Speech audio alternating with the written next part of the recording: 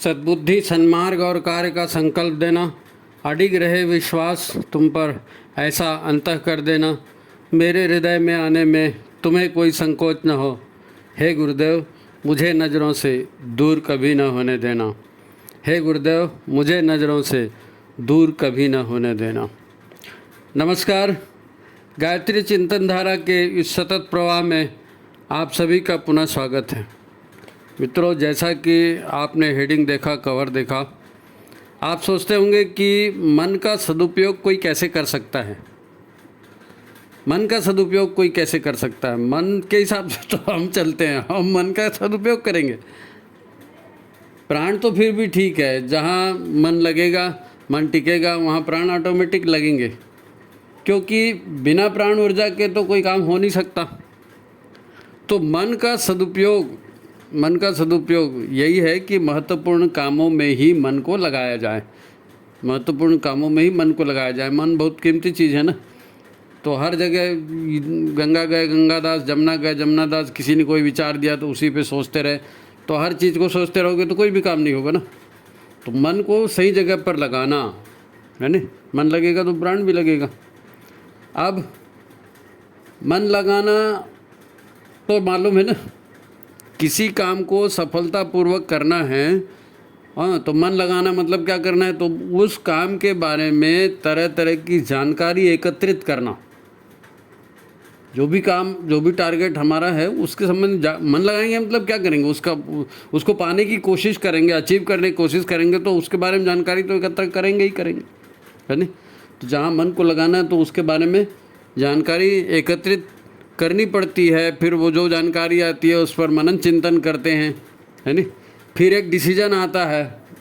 मन बुद्धि से पूछता है कि भाई करें कि नहीं करें, बुद्धि फिर डिसीजन लेती है कि हाँ भाई करना है ना। अब उसमें कुछ लाभ नज़र आता है तो मन को भी लगेगा कि हाँ भाई ठीक है, इस दिशा में करना चाहिए। अब कोई लाभ नज़र नहीं आया तो मन वैसे रिजेक्ट कर देगा आपको, विचार को, है ना। थोड़ा जानकारी इकट्ठा करेगा, फिर बोलेगा नहीं इसमें कोई फ़ायदा नहीं है, तो उधर का मन ही नहीं लगेगा। हमारे प्राणों का प्रवाह तब होता है जब हमारा मन किसी विचार पर टिक जाता है। पर सच तो ये है कि हम सूचनाओं की अधिकता के युग में जी रहे हैं। हमारी प्रॉब्लम क्या है? इतनी सूचनाएं, इतनी इन्फॉर्मेशन हमको आजकल मिल रही है जो हमको डाइजेस्ट नहीं हो रही है। कहाँ से? पहले लोग बढ़ते थे, अरे तुमको जनरल नॉलेज चाहिए, अखबार पढ़ो, हैं, टीवी देखो या रेडियो सुनो। उस समय रेडियो भी चलता था। अब तो इतने सूचना के साधन हो गए, कहाँ आदमी देखेगा। बाहर आ गया। अच्छा, विज्ञापन प्रचार भी इतना ज़्यादा होता है और सब लोग बिल्कुल सच मान कर चलते हैं कि हाँ यही एक सच है। प्रचार वैसे ही किया जाता है, तो फिर मन इधर उधर भटकते रहता है, स्थिर हो ही नहीं पाता। जानकारी इकट्ठा करना लोगों को बोर काम लगता है। मेहनत कौन करेगा जानकारी इकट्ठा करने की? क्योंकि सही जानकारी का मिलना जरूरी ना, और सही जानकारी रहती नहीं, सब प्रचारात्मक रहता है पूरा, तो उसमें तो आदमी धोखा खा सकता है। तो सही जानकारी तो लेना जरूरी है ना। फिर सही जानकारी मिलेगी तो उस दिशा में फिर काम करेंगे, है ना। सच तो ये है कि लोग जो है ना, इन सब लफड़ों में पड़ना ही नहीं चाहते। कौन जानकारी इकट्ठा करे, क्या करे? हाँ, कहीं से कुछ सुन लिया, कहीं से कुछ सुन लिया, फिर बोल लगे, मन कह देता कि हाँ मेरे को मालूम है, अब बस मेरे को मालूम है करके काम करना शुरू करते हैं। बाद में माथा पकड़ के रोते हैं, ओह ये तो हमने सोचा ही नहीं था। तो मन को कहाँ लगाना है, प्राण को कहाँ लगाना है जीवन की सफलता के लिए, ये इसको समझना है ना। अब सब सीधे साधे लोग हैं जी। आज भी जो है ना, हर किसी आदमी के पीछे जो है ना, एक छोड़ चार परेशानी, छः परेशानी लगी रहती है नहीं। और कई परेशानियों को एक साथ झेल रहा है आदमी, उसके पास इतना टाइम कहाँ है। वो तो चाहता है कि किसी तरह से झंझट खत्म हो, बला टले और मैं ज़रा रिलैक्स हो जाऊं, क्योंकि रिलैक्स होने का टाइम ही नहीं है किसी को। भाई कोई चैन की सांस ले ही नहीं पा रहा है। लेकिन आज के माहौल में परेशानियां ख़त्म होंगी यकीन नहीं होता। ये टॉपिक बहुत बड़ा है और परेशानियां भी बहुत हैं, है ना। तो गंभीर बात है, इसको ध्यान से सुनना समझना ज़रूरी है। जीवन में खुशियाँ चाहिए तो समझना पड़ेगा ना, क्योंकि हमें कोई दूसरा नहीं बचाएगा, किसकी पड़ी है भाई? सब अपने से परेशान है, आपको बचाने कौन आएगा? तो खुद ही को बचाना है तो अपने आप को मजबूत करो फिर, है नहीं? खुद ही आप अपने आप को बचाने के लिए प्रयास करने पड़ेंगे, नहीं तो क्या होगा आप जानते हो। फिर क्या बताऊं, आप समझ सकते हो। तो परिस्थितियाँ बड़ी गंभीर हैं। आपको एक बात बता रहा हूँ कि हमारी हालत कैसी है अभी, हमारी हालत कैसी है अभी। तो उसको भयंकर डिहाइड्रेशन हो गया है। डिहाइड्रेशन समझते हैं ना, लूज मोशन, भयंकर डिहाइड्रेशन। अब हालत ऐसी है कि कभी भी उसके शरीर के प्रमुख अंग काम करने बंद कर देंगे, इतना ज़बरदस्त डिहाइड्रेशन हो गया है। कभी भी शरीर के मेन अंग काम करना बंद है। और दूसरा ये कि उसका पाचन तंत्र भी ठीक से काम नहीं कर रहा है, उसको दी हुई दवाई भी सूट नहीं हो रही है। पूरा सिस्टम खराब हो गया है, पोषक तत्वों को ग्रहण ही नहीं कर पा रहा है। तो किडनी भी ठीक से काम नहीं कर रही है, ब्रेन में भी जो है ठीक से ब्लड नहीं पहुंच पा रहा है, शरीर के सारे अंगों का यही हाल है। अब ये कितना बुरा हाल है ये। और ये हाल किसका है मालूम है? ये हाल हम सब का है, ये हाल हम सब का है। हमारी ऊर्जा का लगातार क्षय हो रहा है, बुरी तरह क्षय हो रहा है। और चिंता, क्लेश, कलह, नहीं मालूम कहाँ कहाँ जो है ना, हमारा जीना हराम हो गया है, जीना हराम हो गया। लोग छोटी छोटी बात पे टेंशन पाल रहे हैं, है नहीं? उसने मुझे ऐसा क्यों बोल दिया, अगर ऐसा कर देता तो क्या हो जाता, पिछले बार भी उसने ऐसी किया था, अरे सब लोग ऐसी करते हैं, भविष्य में कभी फिर ऐसा नहीं होगा, इसकी क्या गारंटी है? मैं तो 10 साल से देख रहा हूँ, मेरे साथ हमेशा ऐसे ही होता है, ये लोग हमेशा ऐसे ही करते हैं, ऐसा क्यों हुआ था?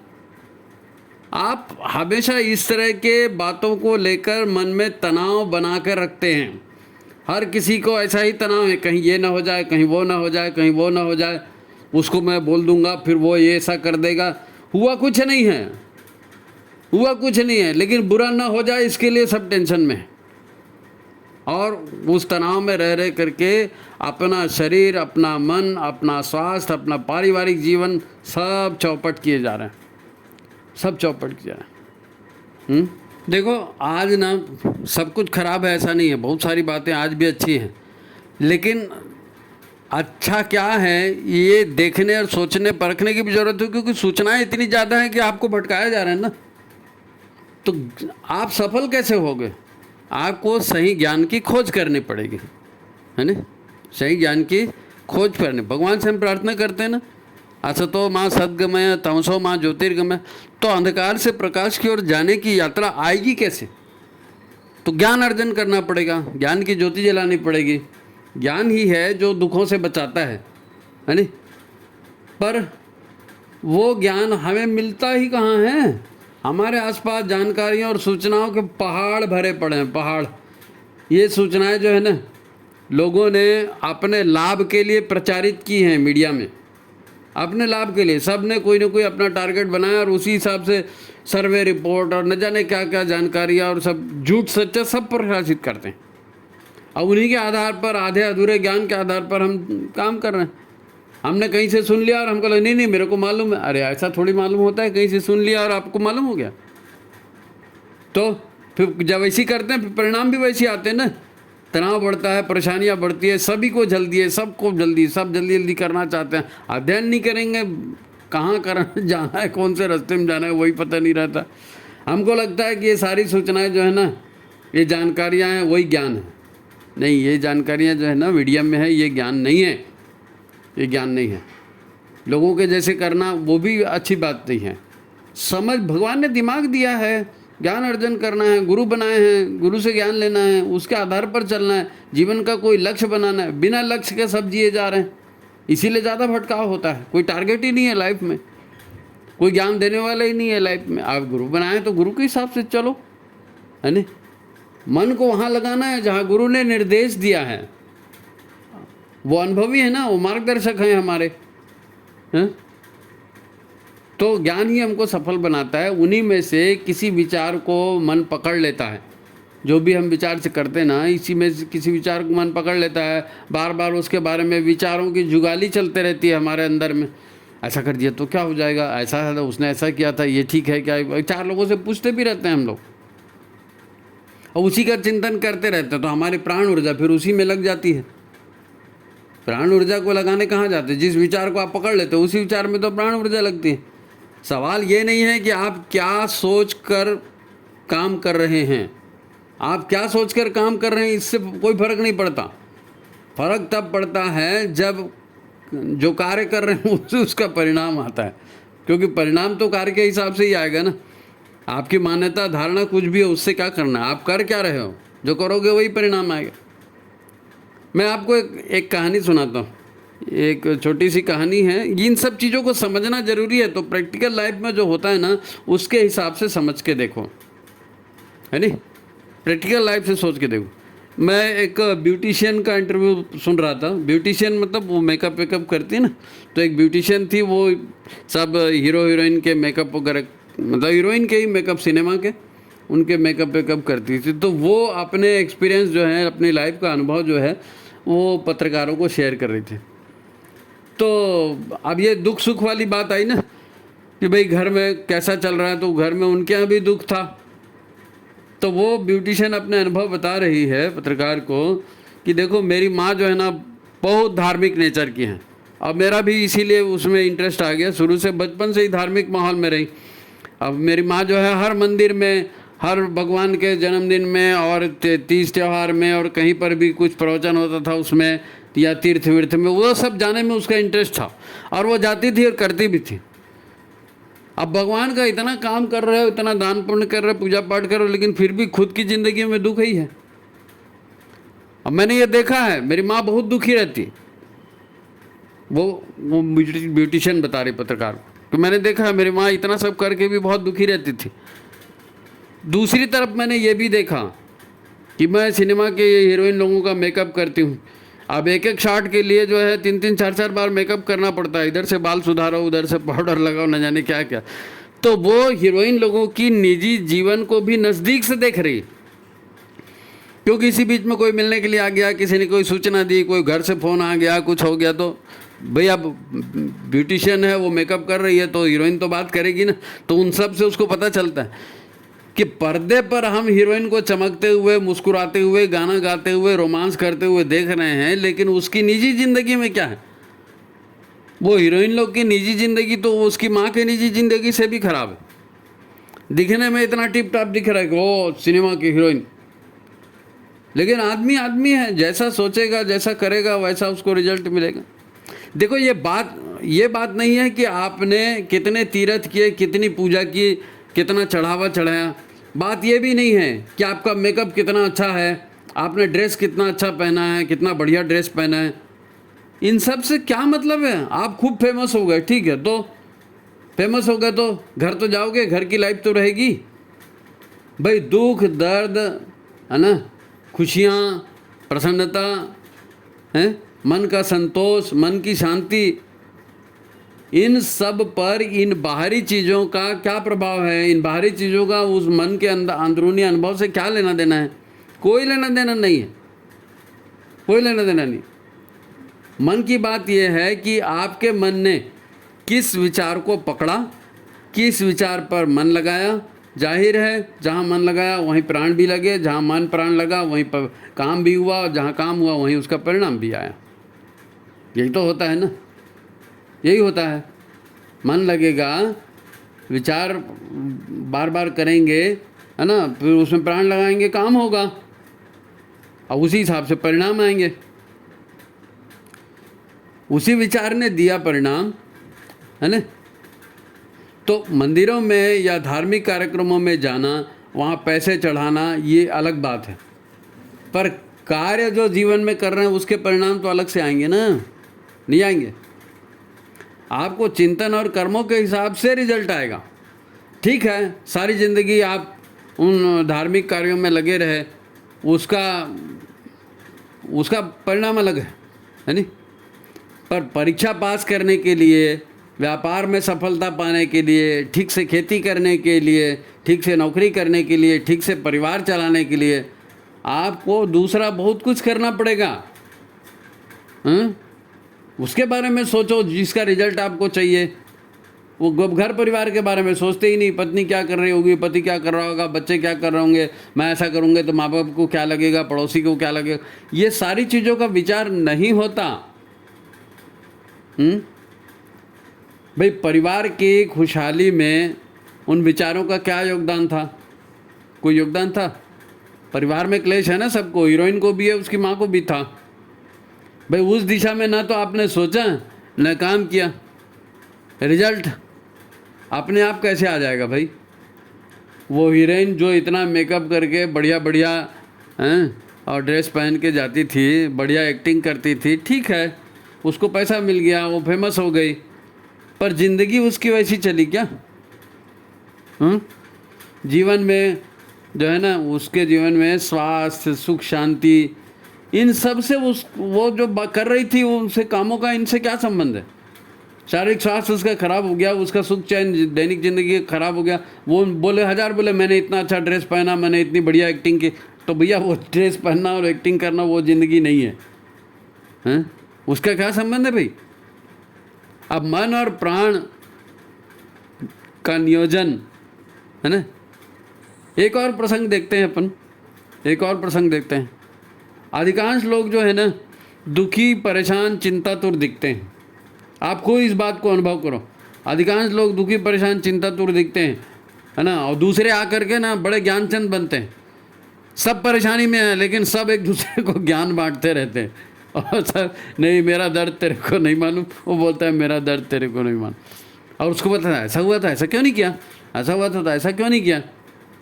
अरे हैं, ऐसे ही से अधिकांश लोग ऐसे जो है चिंता में रहते हैं और अपना टेंशन बढ़ाते हैं। और किस बात के लिए चिंता और किस बात की टेंशन मालूम है? कहीं ऐसा हो गया तो, कहीं उसने ऐसा कह दिया तो, पिछले बार ऐसा हो गया था तो हुआ कुछ नहीं है, मिला कुछ नहीं है, और उसके बारे में सोच सोच के परेशान है। न कुछ हुआ है न कुछ मिला है, यानी हम उस बात के लिए परेशान हैं जो घटना हुई ही नहीं। तो ये अक्लमंदी है क्या? ज़्यादा से ज़्यादा आप यही बोल सकते हो कि ये जो है ना ये माया का चक्कर है, ये माया का चक्कर है। अब माया का चक्कर मतलब कुछ समझ में नहीं आता, दिखता कुछ है, होता कुछ है, करते कुछ और हैं, ये माया का चक्कर, यही बोल सकते हो। लेकिन ऐसा बोल करके जाओगे कहाँ? ऐसा बोल करके जाओगे कहाँ? ये कर्म योनि है, यहाँ कर्म करना पड़ेगा आपको। जब अपन शुरुआत में ही ये बातचीत बोल चुके हैं कि ज्ञान ही आपको दुखों से बचा सकता है, ज्ञान ही आपको माया से दूर कर सकता है, तो हमने देखा कि भाई हमको अगर मन को लगाना है कहीं, तो भाई मैं मन हूँ तो मैं अपने आप को कैसे लगाऊंगा? मैं अपने सामान को कहीं लगा सकता हूँ, मैं अपने नौकर को कहीं लगा सकता हूँ, मैं अपनी गाड़ी किसी को दे सकता हूँ, ये हो सकता है ना। तो मैं वो नहीं हूँ ना, मैं नौकर नहीं हूँ, मैं गाड़ी नहीं हूँ, तो मैं वो दे सकता हूँ। मैं मन नहीं हूँ तो ही मैं मन को लगा सकता हूँ। अगर मैं मन हूँ तो मन कैसे लगाऊंगा? मैं शरीर नहीं हूँ, यहाँ तक बात समझ में आती थी कि हाँ भाई चलो मैं शरीर नहीं हूँ, जैसा मन होता है मैं वैसे ही काम करता हूँ। आदमी अपने मन को ही बोलता है भाई मेरी मर्जी होगी, मेरा मन कहेगा तो करूँगा। आपस में भी बात करते हैं, लोग भी बोलते हैं ना, देख लो तुम्हारा मन करे तो कर देना। तो तुम्हारा मन करे तो कर देना, तो शरीर भी मैं नहीं हूँ, मन भी नहीं हूँ, तो फिर मैं कौन हूँ? मैं कोई थर्ड पर्सन हूँ तभी तो मैं वो करता हूँ, मैं उसको लगाऊंगा नहीं। फिर सवाल ये भी है, आप सोच के देखो ना कि भैया मैं क्या हूँ? मैं शरीर भी नहीं हूँ और मैं मन भी नहीं हूँ, तो मैं क्या हूँ? मैं हूँ, ये बात तो है ना, लेकिन मैं क्या हूँ? और फिर मैं अगर हूँ तो क्यों हूँ? मैं अगर हूँ तो क्यों हूँ? तो ये बहुत बड़ा प्रश्न है ना। बड़े बड़े उपनिषद लिखे गए इस प्रश्न पर, है ना। ईश केन कठ उपनिषद, है ना। और भगवान क्या है, कैसा रहता है? अब गुरुदेव कह रहे हैं कि भाई तुम ही सच्चिदानंद स्वरूप हो, तुम ही वही परम तत्व हो, है ना। तो ये जो है ना ज्ञान की बात है, और ये गुरु के चरणों में रह कर के, गुरु की शिक्षा, गुरु के साथ रह कर के ही ये समझी जा सकती है। और मेन बात क्या है कि देखो, जब आदमी को मालूम नहीं रहता ना कि मैं क्या हूँ और मुझको क्या करना है, ये पैसा है तो इसका क्या करते हैं, ये कपड़े हैं तो इसका क्या करते हैं, ये खाना है तो इसका क्या करते हैं, ये पानी है तो इसका क्या करते हैं। भाई जब आपको किसी चीज़ की उपयोगिता मालूम रहती है तब आप उसका सही सदुपयोग कर पाओगे। जब मुझको यही नहीं मालूम कि मैं कौन हूँ तो मैं अपने लाइफ का सदुपयोग कैसे करूँगा बताइए। मैं कौन हूँ, मेरे को यही नहीं मालूम रहता ना मेरे लाइफ का क्या सदुपयोग करना है। एक छोटा बच्चा रहता है, उसको यही अच्छा लगता है कि भैया मेरे को खाने को मिल जाए, मेरे को चॉकलेट मिल जाए, मेरे को आइसक्रीम मिल जाए। फिर कोई थोड़ा सा बड़ा होता है तो लड़का है तो सोचती है कि हाँ ये लड़की कितनी अच्छी दिख रही, लड़की है तो सोचती है हाँ ये लड़का कितना अच्छा दिख रहा है। फिर बाकी के सबको सपने मालूम है क्या है। जैसे जैसे उम्र होती है, बढ़ते जाते हैं ना, तो आदमी की सोच बदलते जाती है। और सोच मतलब मैं ये करूँगा, ये प्लानिंग बदलते जाती है। अब कोई लड़की है, उसको लड़के का सपना आ रहा है, कोई या कोई लड़का उसको लड़की का सपना आ रहा है, उसको बोले कि तुम चॉकलेट खाओ खुश रहो, खुश होगा क्या? नहीं, जिस समय जो चीज़ चाहिए उसी की डिमांड करता है। तो मैं क्या हूँ फिर? मैं बच्चा हूँ कि मैं जवान हूँ कि मैं बूढ़ा हूँ कि मैं महिला हूँ कि मैं पुरुष हूँ कि मैं क्या हूँ? अच्छा, गुरुदेव कहते हैं कि आप जो है भटका हुआ देवता है, आप ही सच्चिदानंद स्वरूप हैं, आप ही वही परम तत्व है। अब गुरुदेव कहते हैं तो फिर होगा, क्योंकि मुझको तो नहीं मालूम मैं कौन हूँ। मैं शरीर नहीं हूँ, मैं मन नहीं हूँ, ये भी ठीक है, लेकिन मुझको तो ये नहीं मालूम कि मैं कौन हूँ। तो गुरु इसीलिए बनाया, ज्ञान देंगे। और गुरु ने कहा है कि तुम वही परम तत्व हो। तो सवाल यह है कि अगर मैं वही परम तत्व हूँ तो मैं इस शरीर में क्या कर रहा हूँ, इस शरीर में क्या करूँ? और मैं वही परम तत्व हूँ तो मेरे को तो परमात्मा दिखता नहीं, मेरे को तो ईश्वर दिखता नहीं। मेरे जैसे ईश्वर पैंट शर्ट पहन के और साड़ी ब्लाउज पहन के बहुत सारे ईश्वर घूम रहे हैं यहाँ पे। ये सब ईश्वर है क्या? सब एक दूसरे को मार रहे हैं, चिढ़ा रहे हैं, गाली दे रहे हैं, धोखा दे रहे हैं, ये सब ईश्वर है? तो गुरु झूठ है कि ये जो दिख रहा है ये झूठ है। फिर यहाँ पर माया है, ये फिर यहाँ पर माया है ना। एक दोहा है, भ्रांति की नदिया पड़ी बीच में, माया पवन घन दाट, गुरु बिन कौन बतावे वाट। गुरु के सिवाय कोई नहीं बता सकता कि तुम कौन हो और तुमको क्या करना चाहिए। जब तुमको ये समझ में आएगा कि मैं कौन हूँ, तभी तो ये भी सोच सकोगे कि मुझको करना क्या चाहिए। अभी तो ये लगता है मैं व्यापारी हूँ, मैं शिक्षक हूँ, मैं छात्र हूँ, मैं खिलाड़ी हूँ, मैं संगीतकार हूँ, मैं नेता हूँ, मैं फलाना हूँ, तो मुझका मेरा हक मिलना चाहिए। तो उसी हक के लिए सारी लड़ाई चलते रहती है, तेरा मेरा चलते रहता है, मारपीट चलते रहती है, धोखाधड़ी चलते रहती है। और सारी चिंता, सारे क्लेश, सारे कलह का कारण क्या है? अगर ये मालूम हो जाए कि मैं सच्चिदानंद स्वरूप हूँ और इस शरीर में हूँ, और इस शरीर में हूँ जो लगातार बीमार हो रहा है, जो लगातार चिड़चिड़ाहट पा रहा है, जो लगातार बीमार होकर के और परेशान होते रहता है, तो भैया इस शरीर से मुक्ति कब होगी? देखो, मनुष्य जेल जाता है ना, जो जेल जाते हैं उनको लगते रहता है कि जेल से बाहर कब आएंगे, जेल से बाहर कब आएंगे। तो जिस दिन हमको समझ में आएगा कि हम परमात्मा हैं और इस जेल में हैं, तो हमको भी यह लगेगा कि हम जेल से बाहर कब आएंगे। लेकिन जेल में गए क्यों, ये कारण तो है ना। जेल में गए इसलिए कि हमारे ऊपर हमारा जो कारण शरीर है, हम हैं तो परमात्मा, है तो परमात्मा, लेकिन ये परमात्मा ऊर्जा के घेरे से लिपटा हुआ है। बहुत सघन ऊर्जा है, वर्षों की, युगों की ऊर्जाएं हैं, है ना। और यही ऊर्जाएं प्रेरित करती हैं शरीर धारण करने के लिए। हैं तो परमात्मा, सच्चिदानंद स्वरूप हैं, और उसी सच्चिदानंद स्वरूप में रहना भी चाहते हैं। लेकिन ये सारे जो नकारात्मक ऊर्जा के घटा टोप हमने अपने चारों ओर बना के रख लिए, जिससे हमारा कारण शरीर बन गया है, तो इन ऊर्जाओं का निपटारा ये सूक्ष्म शरीर के माध्यम से करते रहते हैं। अब करते करते बहुत अच्छे से आ रहे थे, कर्म योनि में आ गए, लेकिन कर्म योनि में आने के बाद भी आचरण पुराना जैसा ही रहा ना, संस्कार पुराने ही जैसे रहे।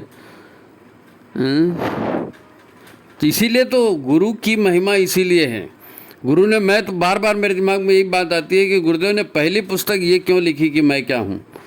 पहली पुस्तक मैं क्या हूँ ये सिर्फ इसीलिए लिखी है कि जब तक व्यक्ति को अपने मूल स्वरूप का पता नहीं चलेगा वो झगड़े झंझट से कभी ऊपर आ ही नहीं सकता, झगड़े झंझट से ऊपर आ ही नहीं सकता कभी। भाई गुरु ने हमको गायत्री दिया, क्यों दिया?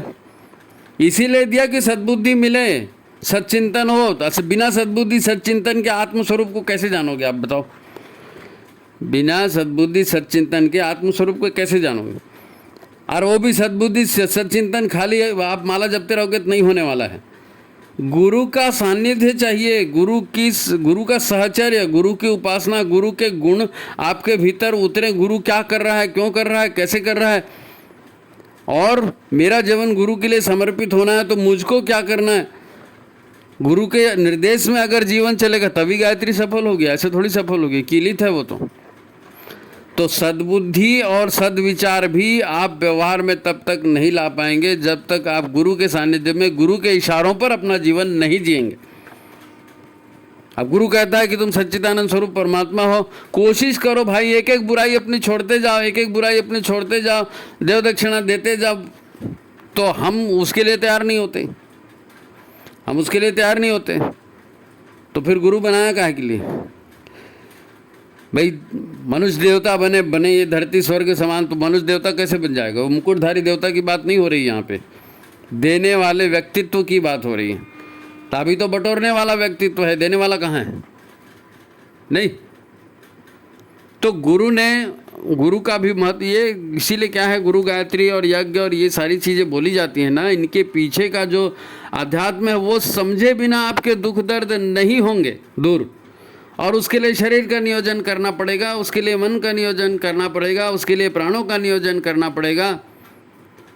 मन मेन बात होती है, मन मेन बात होती है ना। इसीलिए ईश्वर को मन समर्पित किया जाता है, गुरु को मन समर्पित किया जाता है। बाकी चीज़ तो कोई भी किसी को समर्पित कर देगा। मन समर्पित करना मतलब अपने जीवन की बागडोर, पूरी गीता सुनने के बाद जो अर्जुन ने कहा था ना, करिष्ये वचनम तव, तब वो चीज़, वो मन, उसको समर्पित करने से थोड़ा भी भनक मिल जाए ना हमको तो खुश होना चाहिए। भाई ये सांसारिक झगड़े हैं, यहाँ दुख दर्द है, बीमारियाँ हैं, परेशानियाँ हैं, आपके साथ आपको लग रहा है कि अन्याय हो रहा है, तो ये सिस्टम है, ये सिस्टम है, यही नकारात्मकता है जो घुल रही है, निकल रही है, तो निकल जाने दो ना इसको। ये मवाद है, घाव से बह रहा है तो उसको बह जाने दो। मवाद को कोई अच्छा नहीं कह रहा है, मवाद को कोई अच्छा नहीं कह रहा है। दुख दर्द है, इसको अच्छा नहीं कह रहे, लेकिन इस दुख दर्द को हंसते हंसते झेल लो, कोई रिएक्शन मत करो और कोई प्रतिक्रिया मत दो और दूसरे कर्मों के ढेरी अपने ऊपर मत चढ़ाओ। ये जो नकारात्मक कर्म है, जो दुख देने वाले कर्म हैं, ये हमसे हो चुके हैं ना पहले, तो इनको रिलीज करना है, इनको रिलीज करना है। इसीलिए तो एक एक बुराई त्याग करने की बात कही। गुरु की बात को समझेंगे नहीं तो फिर मतलब क्या निकलेगा। अब दुनिया में दंगे हो रहे हैं, लूट खसोट हो रही है, फलाने हो रहे हैं, उसका असर हमारे ऊपर होता है, मानता हूँ वहाँ होता है। तो फिर तो गुरु के विधान में उसका स्पष्टीकरण दिया हुआ है कि आपको कैसे जीना चाहिए, कैसे करना चाहिए। केवल शारीरिक कर्म नहीं होते, मानसिक भी कर्म होते हैं, भावनात्मक भी कर्म होते हैं, बहुत सारी बातें। तो अध्ययन के बिना ये बनेगा नहीं, गुरु के आश्रय के बिना ये बनेगा नहीं। मैं तो कहता हूँ कि भैया ये जन्म मिल गया ना, बहुत सौभाग्य, मनुष्य जन्म मिल गया। उससे बड़ा सौभाग्य है कि पंडित जी श्री राम शर्मा आचार्य जैसे गुरु मिल गए, महाकाल जैसे गुरु मिल गया। अब महाकाल जैसे गुरु मिल गया और उतना त्याग तप नहीं भी करते बन रहा है, तो कम से कम अपने दिल में ये बात तो बिठा लो, अपने मन में ये बात तो बिठा लो कि मैं सच्चिदानंद स्वरूप हूँ और मुझको अपने मूल स्वरूप को पाना है और उसके लिए मुझको साधना करनी है, गुरु के इशारों पर चलना है, मुझको साधना करनी है, गुरु के इशारों पर चलना है। इतना भी अगर मन बना लिया तो 1 2 3 4 नहीं 10 15 जन्म लग जाए, लेकिन आप सच्चिदानंद स्वरूप तक पहुंच जाओगे। मन बना लिया तो, मन बना लिया, मन लगा लिया गुरु चरणों में, तो जीवन सफल हो जाएगा, जीवन सफल हो जाएगा। 84 लाख योनि मनुष्य योनि में आना सफल हो जाएगा। क्योंकि मनुष्य योनि से ऊपर की जो योनि है ना, बिना गुरु के आप नहीं जा पाओगे भाई, बिना गुरु के आप नहीं जाओ। आपने अगर मन बना लिया कि मुझको साधना करनी है, गुरु के इशारों पर चलना है और मुझको अपने मूल स्वरूप में जाना है, सच्चिदानंद स्वरूप में, तो अगर ये टारगेट आप रख लेते हो ना, ये लक्ष्य आप रख लेते हो, तो छोटे मोटे लड़ाई झगड़े झंझट, उसने मेरे को ऐसा कह दिया, उसने मेरे को चिढ़ा दिया, उसने मेरा पैसा वापस नहीं किया, फलाना ठिकाना, इसने मेरी इंसल्ट कर दी, ये जितनी छोटी छोटी बातें हैं ये अभी आपको बड़ी लग रही, लेकिन उसके बाद ये आपको छोटी लगने लगेगी, उसके बाद ये छोटी लगने लगी। भाई कोई शक्कर खा लेता है तो उसको चाय मीठी लगती है क्या? नहीं लगती है। तो जिस दिन गुरु के ऊपर विश्वास हो जाएगा और आप मान लोगे कि भाई मैं वही सच्चिदानंद स्वरूप हूँ और मुझको अपने मूल स्वरूप को पाना है, अब मैं कुछ भी हो जाए उसके पीछे लगे रहूँगा, यही तो साधना है ना, शरीर की, मन की, आप प्राणों की साधना। तो इसमें अगर मन लग गया ना, आज नहीं कल, कल नहीं परसों, आपको फिर लक्ष्य मिल ही जाएगा। जीवन का लक्ष्य बना लिया ना, निरुद्देश्य नहीं भटकोगे। आपका एक एक पल, आपका एक एक समय, जैसे गुरुदेव ने अपना एक एक पल अपने गुरु को दिया, तो हम भी अपने गुरु को अपना एक एक पल देना शुरू कर देंगे। बात समझ में आ जाएगी। तो मन को यदि नियोजित कर लेंगे, तो प्राण को यदि नियोजित कर लेंगे, तो वाली बात है। बहुत बड़ी उपलब्धि भाई साहब, छोटी मोटी नहीं, जन्मों का यश है उसके पीछे। कौन हमारा अनुसरण करता है, कौन हमारे साथ चलता है, कौन हमको अच्छा कहता है, उसकी चिंता मत करो। वो मीरा बाई ने कहा था ना, भगत देख राजी हुई, जगत देख रोई। तो बहुत सारे लोग बहुत सारी बातें करेंगे, बहुत सारे लोग बहुत सारी बातें करेंगे, लेकिन अगर गुरु बनाया तो क्यों बनाया? फिर गुरु के प्रति समर्पित होना है, तो जो उन्होंने कहा वैसे करना है। भटकना वटकना ये सब खत्म हो जाएगा, भले कुछ जन्म लग जाए, कोई दिक्कत नहीं है, लेकिन सच्चिदानंद स्वरूप को पा जाओगे, आनंदमय लोक को पा जाओगे। यही आज का मैसेज था। मन को कहाँ लगाएं, कैसे लगाएं, तो गुरु चरणों के बाद, गुरु के इशारों पर चलाने के बाद ही वो काम संभव हो सकता है। लेकिन उसके पहले हमको ये अध्ययन के द्वारा और जो भी हमारे पास साहित्य और वीडियो आते हैं उसके माध्यम से अपने मन में आप बार बार इस बात को बिठा लीजिए कि मैं शरीर नहीं हूँ, मैं मन नहीं हूँ, तो फिर मैं क्या हूँ? तो मैं ये हूँ, तो मुझको अपने मूल स्वरूप को पाना है। इस तरह का चलने दीजिए जुगाली अपने अंदर में, इस तरह की जुगाली चलने दीजिए अपने अंदर में, तो धीरे धीरे आपकी मनस्थिति वैसे ही बनने लगेगी। मनस्थिति बनेगी तो परिस्थिति बदलेगी। तो ठीक है, आज की बात यही समाप्त। थोड़ा सा टफ विषय है, लेकिन हमने सोचा भी था कि भाई बीच में एक आध दो कथा प्रसंग बता के इसको हल्का करने की कोशिश करें, क्योंकि मिशन से जुड़ गए और मिशन की विचारधारा ही नहीं समझे तो क्या मतलब निकला भाई, क्या मतलब नहीं। पद प्रतिष्ठा 1000 बार, उसका क्या सेंस है, उसका कोई मतलब नहीं। तो ठीक है, आप का जीवन सफल हो और आप अपनी साधना में सफल हो, इसी शुभेच्छा के साथ आज की इस बात को अपन समाप्त करते हैं। 2-4 बार देखिए, सुनिए, है ना, और लोगों को भेजिए, है ना, लाइक करें, शेयर करें, वो बोलना छूट ही गया। तो ठीक है फिर, आज की बात समाप्त। सभी को प्रणाम, नमस्कार।